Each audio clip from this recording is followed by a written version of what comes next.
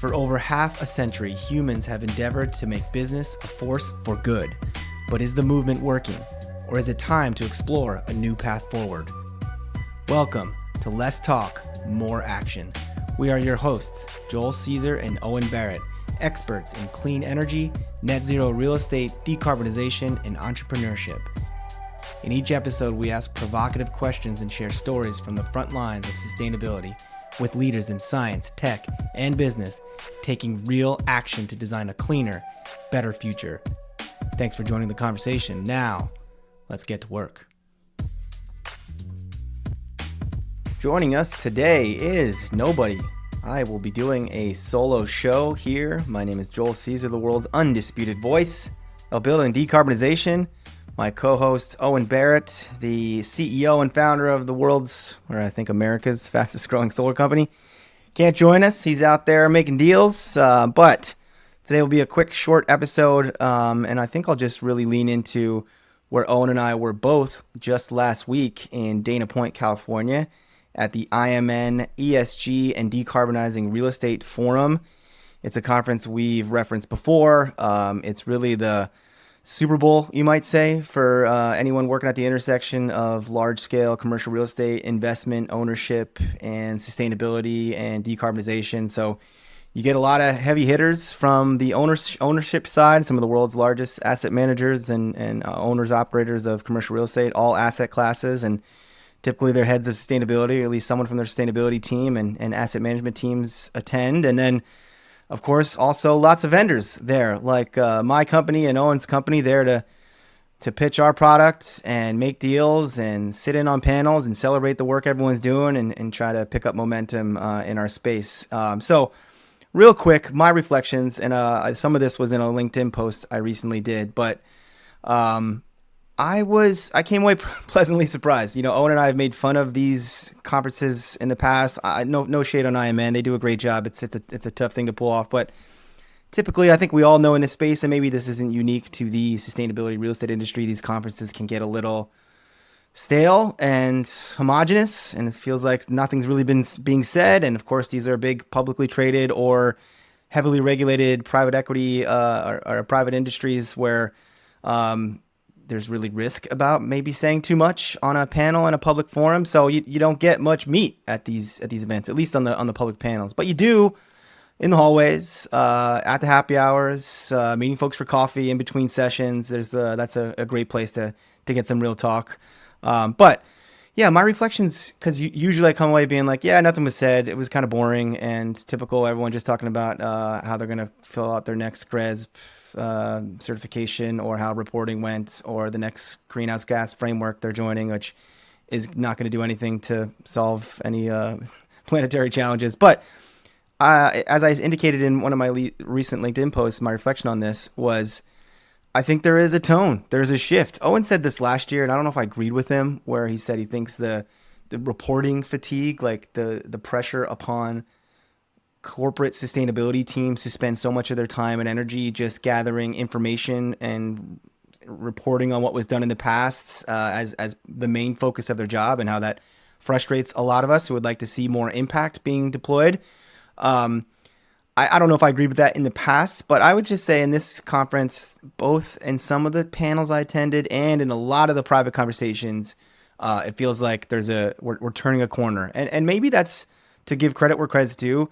It took a couple years. It took probably longer than we'd like to organize everyone's data and give some credit to GRESB that they created a framework that aligned a lot of folks around common language and terminology and infrastructure with data so that we could get to a point where we could turn a corner. So, you know, I like to joke that the famous quote, "You can't manage what you don't measure." I feel like, is there going to be a conspiracy theory in 50 years revealed that the big four accounting firms just said that to keep us all measuring forever? I don't know, but I'm sure there's some truth. You can't be taking strategic asset on investments that have billions of dollars at stake if you don't really have solid data to back it up. So acknowledging, yes, there is this world for data. But yeah, I think the tone is, look, we have enough data. We have enough tools. Even as AI comes in and everyone's kind of dealing with that transformation or disruption to the work we do, there's a common perspective that it should accelerate and alleviate the movement of data towards either automated work with AI or software platforms like the firm I work for, Cambia, or at least much less manpower to organize and put it in a system that can be a little more streamlined. So that's great. Great. So now what? What do we do with all the time and energy we have with these teams that are internal and have these remits to add value to their companies through the lens of sustainability? And we return to the theme and the title of the show. Let's talk more action. So it was always kind of like less reporting and less grandstanding, more action. So yeah, I think that's happening. And I'll reiterate a couple of quotes I put on my LinkedIn post. There was a gentleman from Brookfield who I love. It was one of my favorite quotes of the conference, where he said, "Data is not going to decarbonize the building." And I think everyone has to constantly remind themselves of what we're doing here. Yes, data serves a purpose, but your job actually is to add value to the things your company owns, the physical assets. And there's a ton of opportunities with the dramatic decrease in the cost to install things like solar, batteries, and other energy efficiency technologies. And at the same time, lots of reasons around the country that utility rates, electricity rates are going up. So those two factors happening at the same time are good for folks who want to deploy these clean energy technologies. So let's get to doing that. You don't need the data anymore. You have the tools you need. The data's there. We all know what we need to do. And I think we need aggressive, action-focused people in these jobs to make statements like the guy from Brookfield to say, look, data's great, but it's not going to decarbonize the building. There's a lot of other things we need to lean into to do that.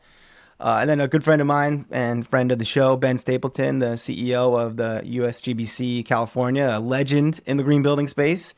Ben Stapleton, he said to me in one of the cool side conversations I had, as he knows, he likes to confront me and attack me a little bit for some of my provocative takes on this show and on LinkedIn. But, we had a good conversation because I hope there's mutual respect between each other, where he said, he really believes 2025 to 2035 is going to be the decade of doing. So we didn't talk about what the decade previous should have been called, but I couldn't agree more. And I think we're at a moment where that is the case, and we just need more of us out there that have that mindset. And I think great things can be achieved, both for the planet and for profitability, and hopefully for people and tenants that occupy these buildings. And then I'll give credit to my co-host Owen. He said this. It wasn't on a session. It was more like a group conversation we have over coffee with some folks, where he revealed he's seeing the largest adoption of solar in multifamily in his career. And if you follow the show, he spent a long time trying to crack that nut, putting solar on multifamily. There's lots of reasons it makes sense. There's a lot of flat roofs out there with space on them for solar on multifamily assets. It's a huge TAM, as we like to say in the sales world, total addressable market. But for many structural, utility, split incentive reasons in the past, there's a lot of that space, roof space remains empty. So Owen, as much as anyone I know, has spent a good chunk of his career trying to figure that out. And for him to indicate, look, there's a corner being turned there, is really a pleasure to be seen. And then I'll go to some other consistent themes I heard throughout the conference. One of them being that, again, a lot of these folks won't say this out loud, but the voluntary commitments, the net zero commitment, the carbon pledge commitment, some voluntary driver that over the past 10 years has been driving a lot of these, especially large organizations, to take the steps to electrify buildings or reduce their greenhouse gas emissions, or buy RECs, or invest in renewable energy contracts near their assets. A lot of that motivation being this voluntary driven commitments. I think there's a pretty consistent tone that world is over, and it gets blamed on politics, and it gets blamed on the president and how people are worried about saying the right thing. And we used to call it sustainability or climate, and now we're just calling it something different. And next time maybe if the administration changes, then we can go back to the language we used to use, and these voluntary commitments will then be powerful or drivers once again. And I think it's pretty clear that I don't think that's coming back, and I think that's consistent across the board, even from some of the believers out there that it should. I think there's a recognition that the capitalist, private market driven economy of America, those companies have woken up to say that was probably a mistake. Spending 10 years thinking I could volunteer to something and That's going to be a requirement for how I operate my business when other entities in my industry that I'm competing against to buy buildings, to sell buildings, to attract tenants don't have to or aren't making those voluntary commitments. That's probably crazy, and that's not going to happen anymore. So that's maybe not great as a tailwind to the work we all try to do in decarbonizing buildings, but it's the reality. And now we have to pivot and shift, and everyone's been doing that. But I think it's more of a mindset of, no, that's not coming back. It's not just we have to wait out these 4 years and then we'll return to some world that's going to be the way it was. And I think that's not the case. But I think that's an opportunity, because once you recognize, okay, this voluntary, why would I do something that's going to make my building more costly to operate? Or why would I pull out equipment that is not near the end of its useful life? Well, because we have this net zero commitment that our CEO or the board committed to, and that's going to drive things. Once you acknowledge that's not happening, that's not the case, then we can make decisions in a different framing, with different drivers and different value propositions.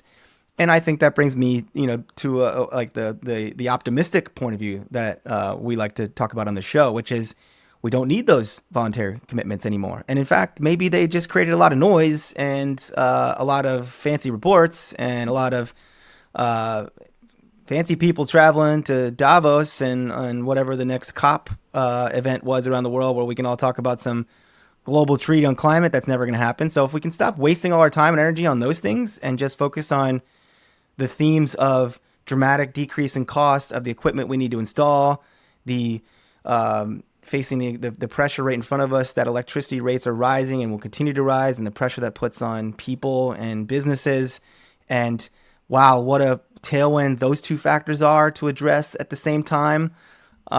Let's lean into that and let's deploy technology and spend less time collecting data and reporting on it. Then, yeah, I think there's a better future for all of us to see the impact we really want. And then the other real quick panel I wanted to cite, there was a lot of great panels. I don't mean to miss or dismiss any of the ones that I'm not going to mention here, but I attended this really cool panel that was led by a good friend of mine, Drew Folks. He's with a great company, a cool company called Redaptive. They're out there taking action, deploying technology, and actually getting projects done for clients. He's a former ex-Google colleague of mine, but he led a panel with some other owners, Brookfield, Clarion Partners, Affinius, and LXP. And it was about how Redaptive works with a lot of really large tenants. So some of the tenants that all the big companies at this event would love to have in their space.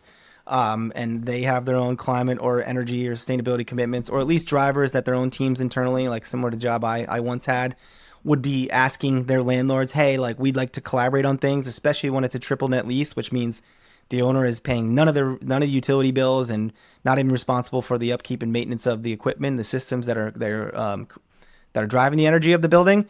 But this idea that there is using data and using more open conversations between the tenant and between these owners, that there's a lot of opportunity.